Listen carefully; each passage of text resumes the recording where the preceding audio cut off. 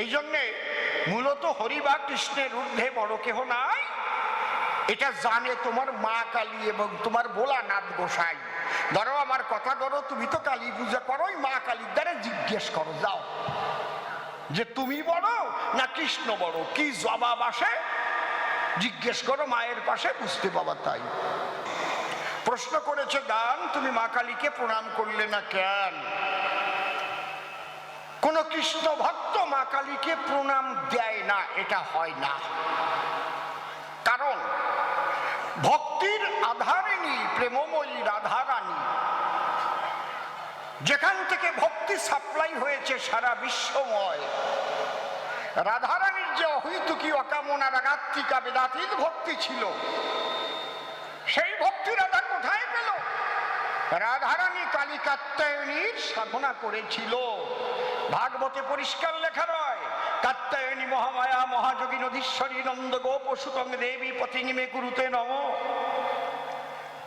তাহলে এই রাধারানী সখীগণ সহকারে ওই যে মধুর ব্রজপুরে মা কাত্যায়নীর ব্রত করে কৃষ্ণকে তারা পতিরূপে পেল বৃন্দাবন। আমার কাছে বলুন দেখি, কোন কৃষ্ণ ভক্ত কালীকে অসম্মান করে নাকি? কিন্তু সেই কালী পূজার আছে তিনটে ধরন, ভালো করে শুনে যান। শুনতে আইছেন কবি গান, কবি গান শুনলে বাড়ে অনেক জ্ঞান। কি ধরন? সাত্বিক, রাজসিক, তামসিক। তামসিক পূজা করে যারা, মায়ের দরজায় পশু বলি দেয় তারা, ধরিয়া সানি তো খাড়া, মা খাও বলে পশু বলি দেয় মায়ের চরণ তলে। আর ওই মাংস সবাই মিলে গেলে, এক বুড়ো বাউন তারে গেছে ক্লাবের ছেলেরা ডাকতি কালী পুজোয়, কয় এখন আর দাঁত নাই, যাব না নে। কেন? দাঁতে কি হয়েছে? কয় না এখন তো বাটার মাংস আর খাতি পারিনি, এই জন্য পুজো করতে যাবে না। বুঝেছেন? এই তোমরা কথা বলি না, সামনে যে ঘোরাঘুরি করো কি কারণ? চুপ করে থাকো, সবে কথাগুলো শুনতে হবে এবং করতে হবে অনুধাবন। কিছু আছে সনাতন ধর্মের কুসংস্কার, যাতে এই ধর্মটাকে করে দিচ্ছে ছারখার, ওগুলোকে আমাদের করতে হবে বর্জন। প্রত্যেকটা ধর্মের মধ্যে দাঁড়িয়ে বলি সবার সান্নিধ্যে, এই অপসংস্কৃতি প্রবেশ করার জন্যই কিন্তু আজ ভুগছে জনগণ। খুব ভালো করে শোনেন, তামসিক পূজা করে যারা, পাঠা বলি দেয় তারা, রাজসিক পূজা রাজরাজারা করে সর্বক্ষণ, সেখানেও পাঠা বলি হয়, খুব ভালো করে প্যান্ডেল লাইট টাইট দিয়ে সাজায়, প্রচুর টাকা হয় ব্যয়, আপনারা জানেন ভক্তগণ। এটা সকলের দরকার জানা। ওই পূজার দ্বারাই কোনোদিন কারো মঙ্গল হতে পারে না। এই জন্য ওই পুজো যত করুক রে ভাই, মঙ্গল কিন্তু দেশের হয় নাই। যদি মঙ্গল চাই, সাত্বিক পূজার করো আয়োজন। সাত্বিক পূজা বলে কারে? দুই চোখের জলে যে মাকে পূজা দিতে পারে। মা তোমাকে পূজার ধরে, আমার নাই কোনো ধন, তুমি আমার কথা নিও, দু ফোঁটা চোখের জল নিয়ে তোমার মঙ্গল হস্ত এই মস্তকে তুমি স্পর্শ করিও, তোমার শ্রীপাদ পদ্মে আমার একটু নিবেদন। এই যে প্রেম ফুলে যারা পূজা দেয়, সাত্বিক পূজা তারে কয়। মা ওই পাঠা বলি খায়, আমি তো প্রণাম দিব বলে দাঁড়ালাম দরজায়, যখন প্রণাম দেব করো জোরে, ওই মন্দিরের মধ্যে থেকে পুরোহিত বলে আমার ধারে, দাঁড়াও নববধূ, খালি হাতে প্রণাম দেওয়া উচিত নয়, কথা লবে অন্তত একটা জবা ফুল মায়ের চরণে দেবে। আমি বললাম ফুল পাবো কোথায়? আমার কাছে বলুন দেখি ঠাকুর মশাই, আমি জবা নিয়ে এসেছি নাকি? আমি নববধূ, এই বাড়িতে করেছি পদার্পণ। বলি আপনার নিকটে জানি না এই বাড়ি কোন বাগানে কোন ফুল ফোটে, আর আপনি বলছেন জবা ফুল করিতে চয়ন। ব্রাহ্মণ তখন ডেকে কয়, নাই তোমার কোনো ভয়, এই দেখো মন্দিরের মধ্যে ফুল আছে বিলক্ষণ। ব্রাহ্মণ তখন কুতূহলে একটা জবা ফুল তুলে আমার করতলে করিল অর্পণ। যখন হাতে দিল জবা, জবা ছিল মনোলোভা, জবার দিকে দিকপাক করিলাম যখন, দেখি কি বলবো আপনাদের কাছে, জবার পরে রক্ত মাখানো আছে। অমনি বিরক্ত হয়েছে আমার বোন, আমি বুঝি নাই তার মানে জবা ফুলের গায়ে রক্ত কেনে। তাই ব্রাহ্মণের সন্নিধানে প্রশ্ন করলাম উত্থাপন, জবা ফুল যে লাল থাকে জানে তা বিশ্বের লোকে, কিন্তু এর গায়ে কে রেখেছে রক্ত মেখে, বলুন তো আমার সাধন। ব্রাহ্মণ ঠাকুর ডেকে কয়, এটা তোমার বোঝা সম্ভব নয়, তুমি প্রথম এসেছো এই আঙ্গিনায়। তবে শোনো দিয়ে মন, তোমার কাছে খুলে বলি, আমরা যে দেই পূজা করি যে মা কালী, এখানে দেই পাঠা বলি। সেই পাঠা বলি হয়েছে বিলক্ষণ, আমরা সেই পাঠা বলি দেওয়ার ভক্ত। আর জবার গায়ে মাখানো আছে সেই পাঠার রক্ত, সেই রক্তই তুমি করেছো দর্শন। যখন বলে পাঠার রক্ত, আমি হলাম বিরক্ত, এরা আবার কেমন ভক্ত, এ তো মারাত্মক শক্ত, এ তো আসল ভক্ত নহে কদাচন। আমি মনে করি ভালো না, এই রাজবাড়ি কুসংস্কার রাখবো না, এই জন্য আমি প্রণাম কখনো করিনি অর্পণ। ডাক দিয়ে বললাম তাই, এখানে প্রণাম দেওয়ার আমার ইচ্ছা নাই, কারণ আমরা সাত্ত্বিক ভাবে জীবন কাটাই। যারা হরিভক্ত বৈষ্ণব সুজন, অন্তর দিয়ে দেখো ভেবে, আজকে এখানে প্রণাম দিলে আগামী দিনের বৈষ্ণবরা বিরাট বিপদের সম্মুখীন হবে। যখন বৈষ্ণবদের নিয়ে ওই পাঠার মাংস রান্না করে দেবে, তারা খেতে চাইবে না যখন, তখন কালী ভক্ত যারা যারা ডাক দিয়ে বলবে তারা, মীরাবাইয়ের চাইতে কি বুদ্ধি বেশি ভরা, মীরাবাই তোই পাঠা বলি দেওয়ার সেই মা কালীর প্রসাদ করেছিল গ্রহণ, সে সেখানে প্রণাম দিল, এ কথা জানা ভালো।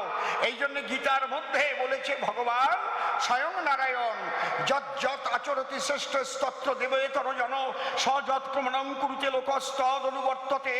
কবি লিখেছে তাই, কিন্তু আমরা পড়ি ভুলে যাই। মহাজ্ঞানী মহাজন যে পথে করে গমন হয়েছেন প্রাতঃস্মরণীয়, সেই পথ লক্ষ্য করে শিরকীর্তি ধ্বজা ধরে আমরাও হব স্মরণীয় বরণীয়।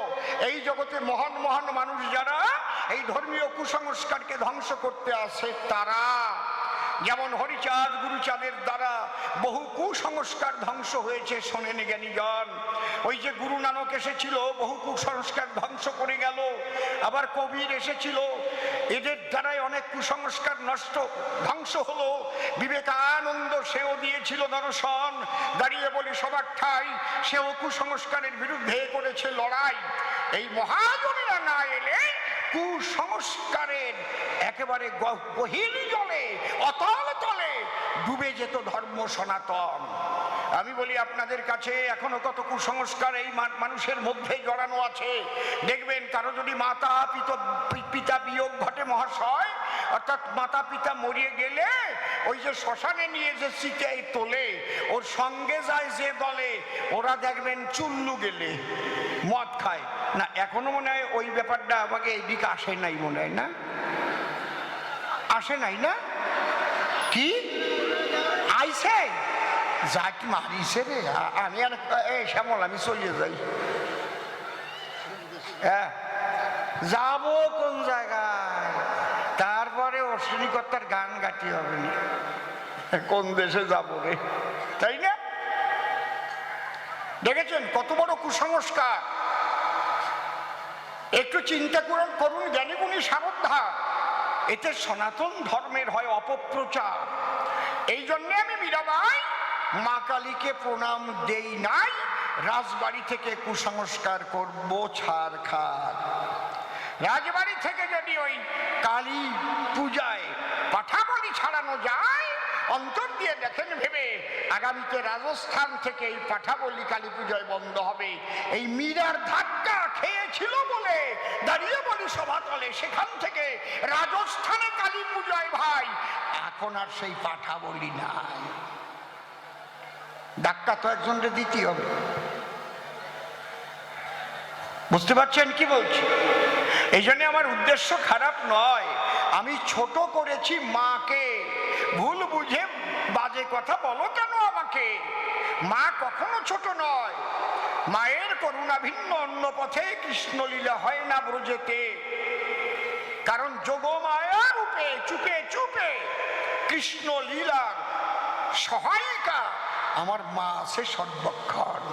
এই জন্য ঠাকুর ভবা পাগলা যিনি গান লিখেছেন একখানা, তিনি বৃন্দাবনে তুমি যোগ মায়া কালী কালী কালী মহাকালী, বৃন্দাবনে তুমি যোগ মায়া, যেখানে গোবিন্দ করো হে আনন্দ, মা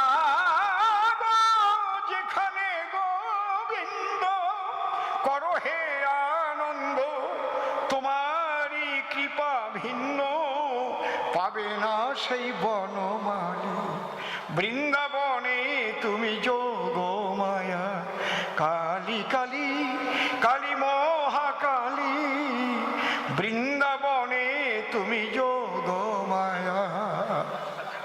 এই জন্যে মাকে ছোট করার তরে আমি যে প্রণাম দেই নেই মায়ের মন্দিরে, ইহা কিন্তু নয়। ধরো আমার কথা, ধরো মা যে আমার কত বড়, যার জন্য রাধারানীও কৃষ্ণ পেতে মায়ের পূজা দেয়। কিন্তু শেষ পরিণতি কি? তাকে পেলে, বসে শোনেন জ্ঞানী দলে, সম্পূর্ণ প্রাপ্তি হয়। তিনি হচ্ছেন কৃষ্ণ প্রাপ্তি বা হরি প্রাপ্তি, যাই বলেন। আপনাদের জানা আছে তাই এক চান্সে কিন্তু রাষ্ট্রপতির কাছে যাওয়ার কারো সাধ্য নাই, একজনকে সহায়ক হতে হয়। অন্তরে দেখেন ভেবে ওই সহায়ক শক্তি কিন্তু আপনাকে রাষ্ট্রপতির কাছে পৌঁছে দেবে। বলি সভা সম্প্রতি শ্রীকৃষ্ণ হলো সেই সকলের ঊর্ধ্বে রাষ্ট্রপতি, ঈশ্বর পরম কৃষ্ণ সচ্চিদানন্দ বিগ্রহ, অনাদিরাদি গোবিন্দ সদ্বকারণে কারণম, এতে চাংস কলা পুংস কৃষ্ণস্তু ভগবান স্বয়ময়ম, ইন্দ্রারি ব্যাকুলং লোকং বিরয়ন্তি যুগে যুগে।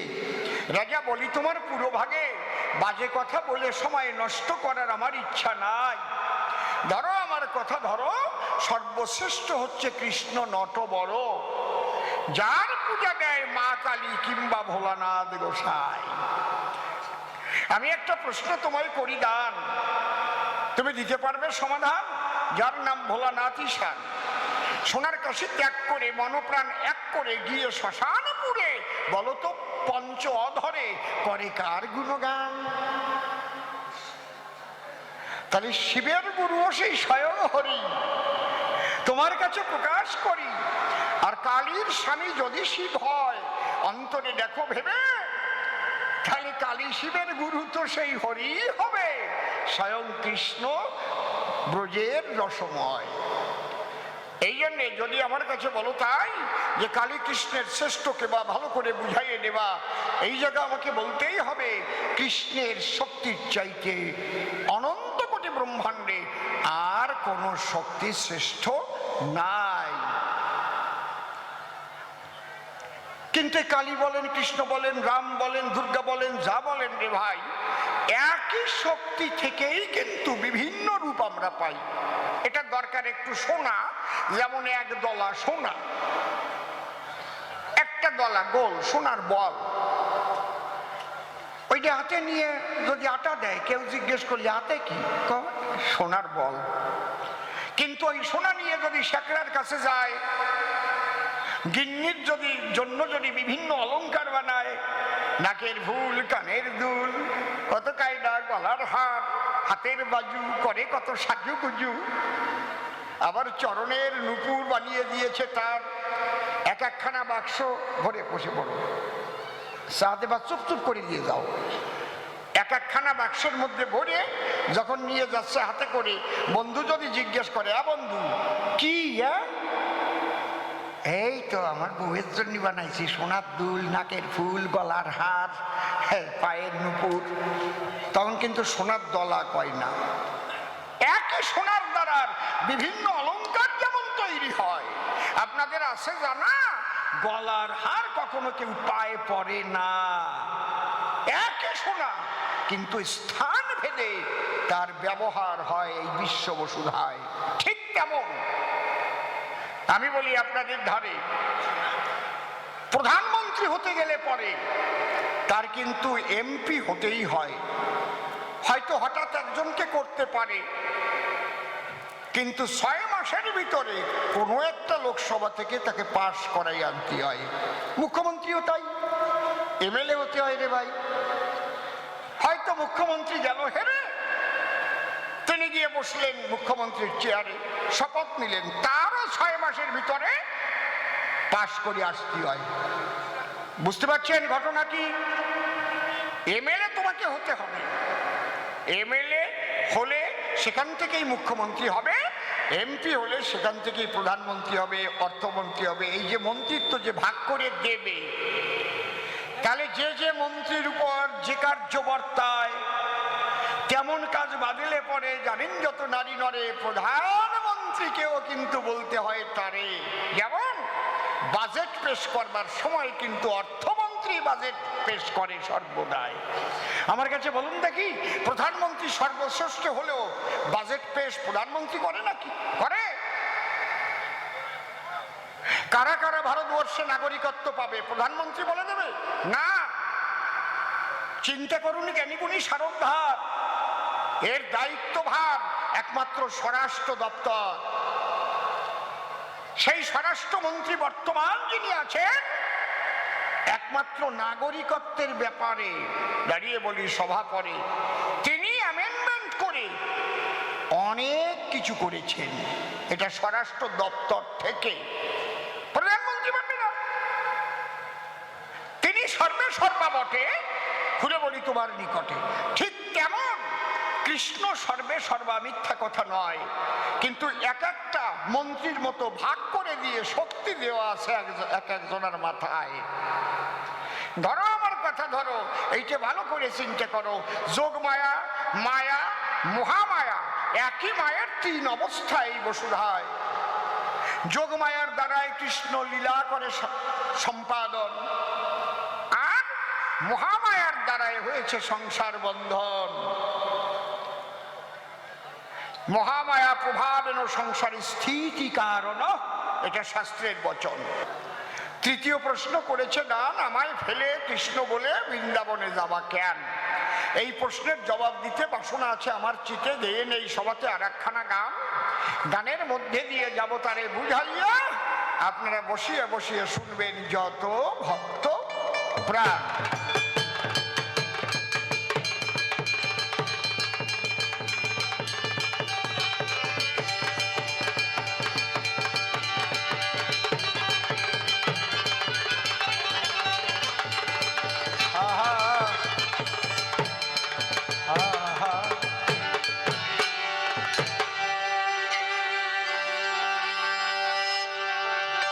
ওরে সাগর,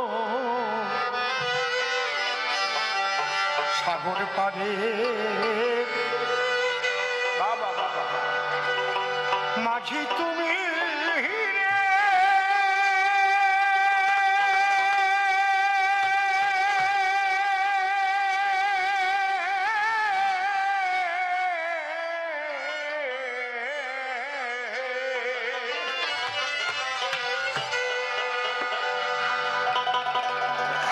মাঝি চলে ছকন্দে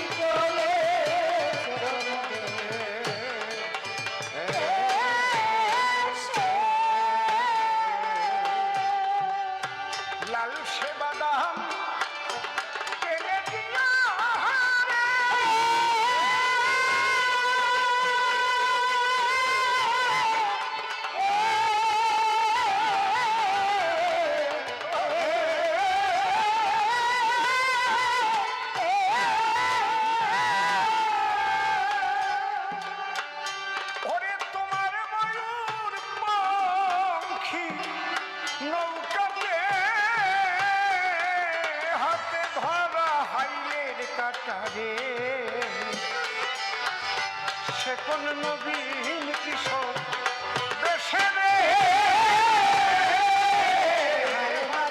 চলে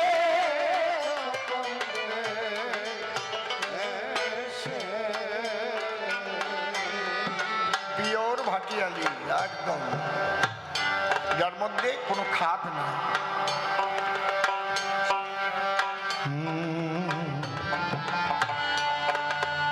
এই গানটিও লিখেছেন পরম শ্রদ্ধেয় ভাবুক কবি, প্রেমিক কবি পাগল বিজয় সরকার। গান আছে, সেই পালতোলা নৌকা নাই।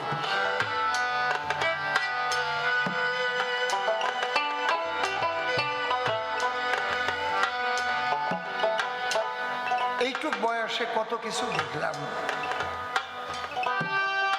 আহারে, কত পরিবর্তন হতে পারে।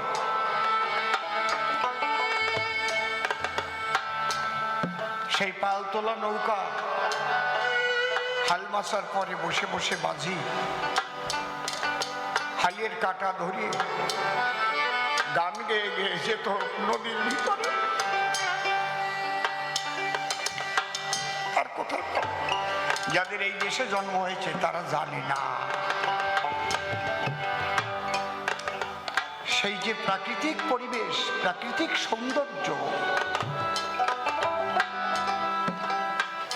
সেই যে সামাজিক ব্যবস্থা, সেই যে মানুষে মানুষে ভালোবাসা, প্রাণের গান। এখনো আইডিয়া কারে কয় এরা চেনবে? হাড়িয়ের পরে বসে ধান কাটতেছে আর গান গাচ্ছে। কেডা কেডা আইডিয়া চেনো দেখি, হাত উঁচু করো। আইডিয়া হাড়িয়ের পরে বসে ধান কাটা সোজা না, কিন্তু ও যদি একবার ছুটে যায় তোতনা পলতা ভাঙিয়ে চলে যেতে পারে দাঁত দাঁত, ঠিক না? কত দূর থেকে সেই গান শোনা যেত, মন মাতানো গান, প্রাণ মাতানো গান। আহারে, সেই নববধূ ঘাগরি কক্ষে করে নদীর কিনারে গিয়ে দাঁড়িয়ে থাকার সেই স্মৃতি, ও প্রাণ ভরা কত প্রীতি আর নাই। কি অপরাধ করেছিলাম আমরা, তোমরা দেশভাগ করলে। আমার বাপ ঠাকুর দাদা 14ই আগস্ট ঘুমিয়েছিল, 14ই আগস্ট পর্যন্ত তারা ভারতবাসী ছিল। 15ই আগস্ট শুনলো তারা আর ভারতের নাগরিক নাই, তারা পাকিস্তানি হয়ে গেছে। কি অপরাধ করেছিল মানুষগুলো। যাদের জন্য পাকিস্তান করেছিলে তাদের দিয়ে দেয় ওখানে। কেন? যারা ভারতবাসী ছিল, দ্বিজাতি তত্ত্বের ভিত্তিতে ভারতকে ভাগ করা হয়েছিল, ওই মানুষগুলোকে কেন আনা হয়নি?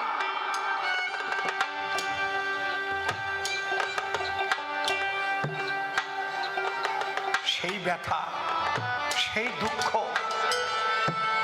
এ বড় সূক্ষ্ম কথা। এইভাবে অভিশাপ মাথায় নিয়ে মানুষগুলো নিঃশেষ হয়ে যাবে। বন্যা হয়েছে, ত্রাণ আনতে গেছে, বাচ্চার গলায় একটা হরিচাঁদের লকেট আছে, মালা আছে, ওই যে ছিঁড়ে টানিয়ে ছিঁড়ে বলে এটা থাকলে পাবা না। দেখেন নাই ফেসবুকে? দেখেন নাই আপনারা? তাবিজ চলবে না। একই অত্যাচার। চিন্ময় প্রভুকে ধরেছে, সে একটা উকিল পাবে না, সে একজন উকিল পর্যন্ত পাবে না, দেওয়া হবে না। যে উকিল দাঁড়াতে যাবে তাকে মারবে।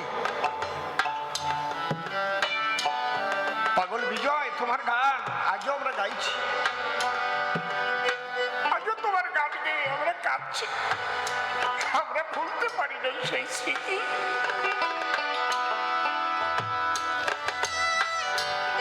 আজও তোমার গানে ভক্ত প্রাণে ভক্তির প্লাবন আসে। হালিমা সাহেব মালকো সাদিয়া রে, ও রে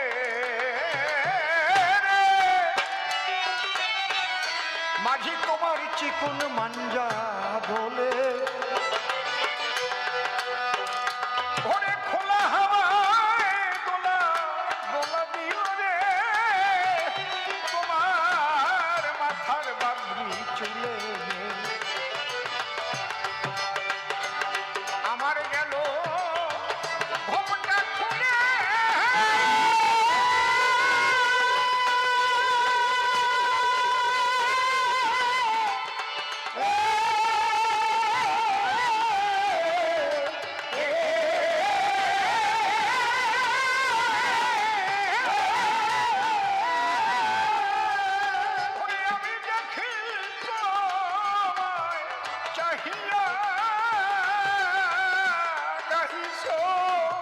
ভাটিয়াল গীতি রে,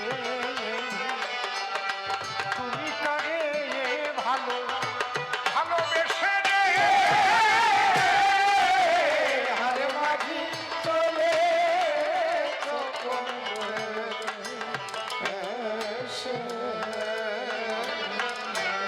পাগল বিজয় সরকার যে কত বড় মাপের সাধক ছিলেন, সাধু ছিলেন, তার গানের মধ্যে প্রকাশ পেয়ে গেছে। ব্যাপার কি জানেন, সত্যি সত্যি ফুলে গন্ধ থাকলে না বাতাসে বহন করে চারিদিকে সে গন্ধ ছড়িয়ে দেয়। একটা শিউলি ফুলের গাছ বাড়ি লাগাবেন, ফুল ফুটলে বাড়ি ময় ময় হয়ে যায়, গন্ধে গন্ধে, হয় না? তা বেল ফুলের গাছ লাগাবেন, হাসনা হেনা লাগাবেন, বলা লাগে না। কোন নারীর যদি গর্ভ হয়, গর্ভবতী হয়, সে যতই কাপড় দিয়ে ডাকিয়ে রাখুক না কেন ঠেলিয়ে উঠবেই, চোখের কোনায় কালি পড়বেই। ঠিক বলছি না বেঠিক বলছি? লুকিয়ে রাখতে পারবে?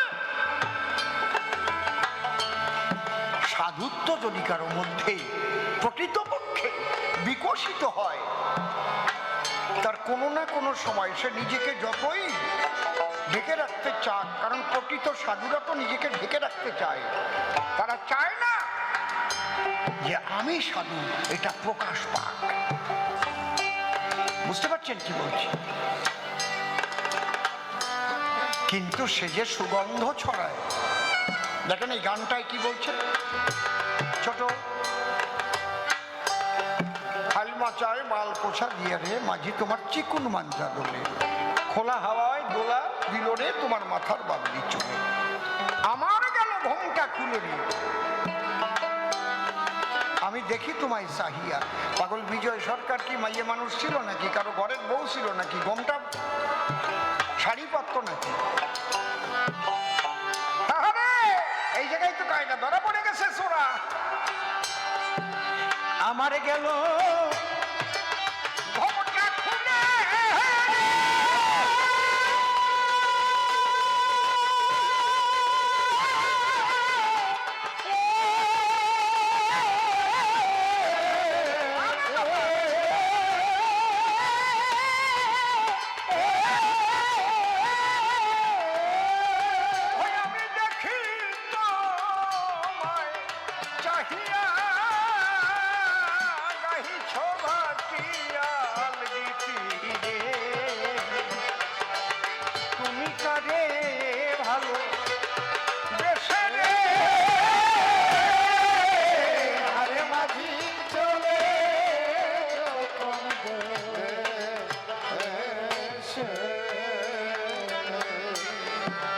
জীবাত্মার গায়ে চারিখানা বসন পরানো আছে, যাকে একসঙ্গে বলে মায়ার বসন।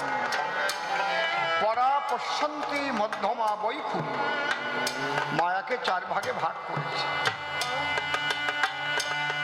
এই বসন না খুলে গেলে কিন্তু গোবিন্দ দর্শন হয় না।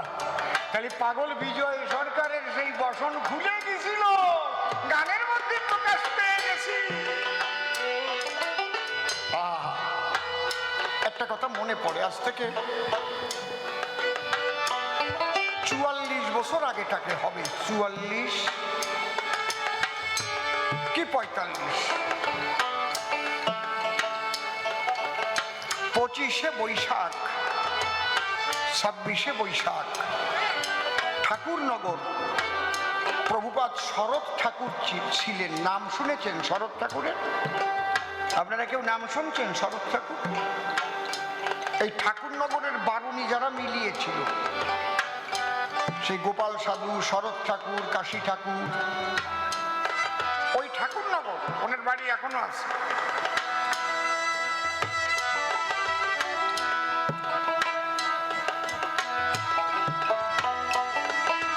আমি গেছি, পাগল বিজয় সরকারও সেইবার আসছেন। ছোট্ট একটা মন্দির, মন্দিরের বারান্দায় সকালবেলা 25শে বৈশাখ তো বোঝেন, বৈশাখ মাসে তো ঠান্ডা লাগে না, মানুষের গরম লাগে। তা পাগল বিজয় সরকার মন্দিরের পিছনে টিনের ঘর, 2-3 ওই জায়গা একটু ছায়া আছে, ওখানে পাটির উপর বসেছে, তেল মাখাই দিচ্ছি, স্নান করবে। আর শরৎ গোসাই মন্দিরের বারান্দায় বসে হরি কথা বলতেছে। গুরুচাঁদের দরবারের মানুষ তো এরা, গুরুচাঁদকে দেখা মানুষ তো। ওনার বাড়ি শ্রীনাথ পাগল যেত, জলের উপর দিয়ে ভাসতি ভাসতি আসতো, আসন করে সিঙ্গা বাজাতি বাজাতি শ্রীনাথ পাগল আসতো, হরিবল বলতে বলতে হরিবল সিঙ্গায় জলের উপর দিয়ে ভাসতি ভাসতি ও শরৎ সিঙ্গায় ডাক দিত। সেই পুরানো কথা, সেই হরি কথা, কত ভক্ত সর্ব করেছে, সেই ওরাকার দিকে কি প্রেম হতো। এইগুলো বলতে বলতে বলতে বলতে কয়ে আবার শীত লাগছে, হাতে লেয়া বানিয়ে দিদি বলে হ্যাঁ রে গোপাল রে, তাড়াতাড়ি ঘরে একজন লেয়া পানিয়ে দিয়েছে, উনি গায়ে দিচ্ছে। একজন যে পাগল বিজয় সরকারে করছে, সরকার মশাই কি শরৎ ঘোষের কি হয়েছে, এইরকম গরমের সময় লেপ গায়ে দিয়েছে, শীত লাগতেছে। পাগল বিজয় সরকার এই গামছা পরা অবস্থায় চলে আইছে, আর সেই লেপ সরাইয়ে কয় ওরে সোরা, ওরে সোরা ধরা পড়ে গেছে, অষ্টসাত্ত্বিক ভাবের বিকার দেখা যায়, লম্বগুলো কাঁঠালের কাটার মতো হয়ে গেছে, হাড় নয়ন জলে ভাসছে, অঙ্গ কম্পিত হচ্ছে, ঊর্ধ্বমুখী হচ্ছে। পাগল বিজয় সরকার টান টান হয়ে প্রণাম লুকাইয়ে রাখতে পারবে না, আজকে ধরা পড়ে গেছে। সাধুরা কখনো চায় না যে আমার সাধুত্ব প্রকাশ পায়, আমার আমিত্ব প্রকাশ পায়, বুঝতে পারছে? যারাই নিজেকে বড় মনে করেছে পর্যন্ত তাদের পতন ঘটেছে। এই জন্য চৈতন্য চরিতামৃতে লিখেছে, জীব নিত্য কৃষ্ণ দাস ইহা ভুলি গেলা, অতএব মায়া পিশাচি গলেতে বাঁধিয়া। এই জন্য গোপাল সাধু 120টা মাত্র মঙ্গল বাণী চটি বই, 120টা বাণী ওনার, তার মধ্যে একটা বাণী যেদিন পড়েছিলাম, আমি অসীম হয়ে বলছি সব কথা, বাড়িটা পড়ে একদিন বোবার মতো হয়ে গেছিলাম। বাণীটা কি জানেন? এই মহাবিশ্বের কীটস্য কীট আমি কি বা জানি পারি, এই ভাবনা থাকলে তোমার ওজন হবে ভারী। এই মহাবিশ্বের কীটস্য কীট আমি কি বা জানি পারি, এই ভাবনা থাকলে তোমার ওজন হবে ভারী। এই কথাটাই সংস্কৃতে লেখা আছে, তৃণাদপি শুনিছেন তরুরীব সহিষ্ণুনা অমানীন মানদান কীর্তনীয়া সদা। বুঝতে পারতেছি? যারা যারা নিজেকে অনেক বড় মনে করেছে, হয়তো কিছু একটু ঠাকুরের কৃপা লাভ করেছে, তখনই পতন ঘটেছে, তখনই তার পতন ঘটবে ঘটবে ঘটবে, কেউ ঠেকাতে পারবে না।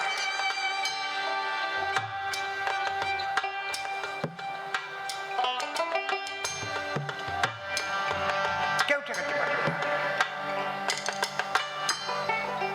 এই জন্য সাধুরা, পাগল বিজয় সরকার কোনোদিন একটা গেরুয়া জামা গায়ে দেয় নাই, আমরা তো তাও দেই,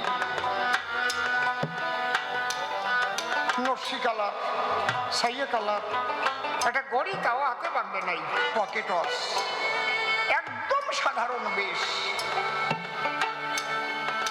কিন্তু মহাসাধু। মা কালীর সঙ্গে সরাসরি কথা বলতো, কৃষ্ণের বাঁশি শুনতে পেত, বৃন্দাবনে গিয়ে কৃষ্ণ দর্শন পেয়েছে, গান লিখেছে, যে ধুলায় অঙ্কিত আমার শ্রীমতীর চরণ, এই সেই কানু পদন এই সেই বৃন্দাবন। আরে নিজেকে ধন্য মনে হয়, এই মহামানবের 1 মাস সেবা করার সুযোগ পেয়েছিলাম। একটা মাস কাঁধে হাত দিয়ে পায়খানায় নিয়ে যেতে হতো মাঠে। উনি মাঠে পায়খানা করতে খুব ভালোবাসতেন। আমার মাঠে নিয়ে চল। আর কত কথা যে কইছে, সব কথা পালন করতে পারি নাই, যেটুক পারিছিলাম তার ফল পাইছি।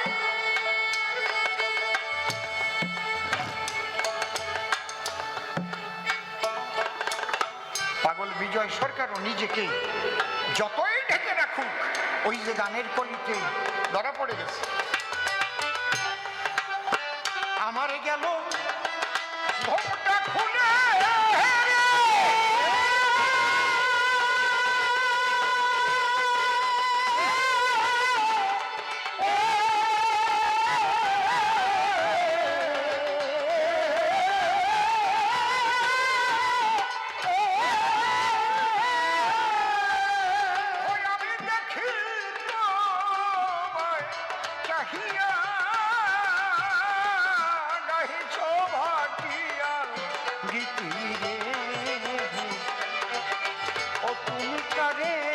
ভালো বেশে রে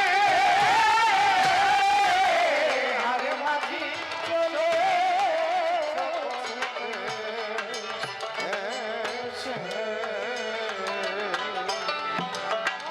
ভরা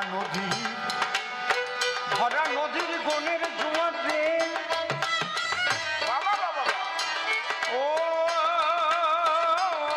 রে ও রে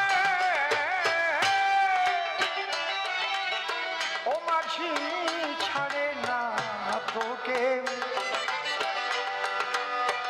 তেমনি আমার বুকের মাঝে রে ওরে ওঠে দুকুল ভাঙা ঢেউ। আমার এই মনের ব্যথা বোঝে না কেউ।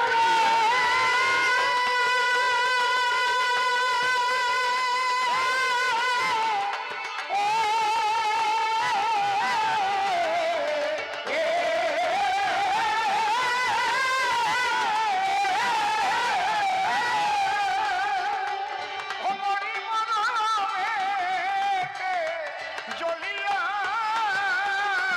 বলিয়া বুঝাবো ব্যথা রে করি তীরে ভিড়াও এসে রে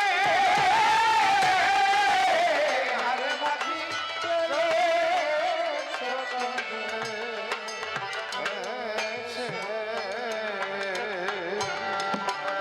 ওরে সকলে সকলে পিপাসা মিটাই যে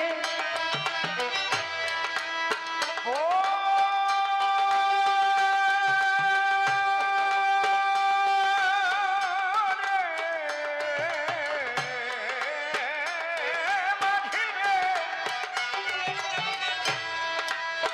মাঝি তোমার ওই না নদীর জলে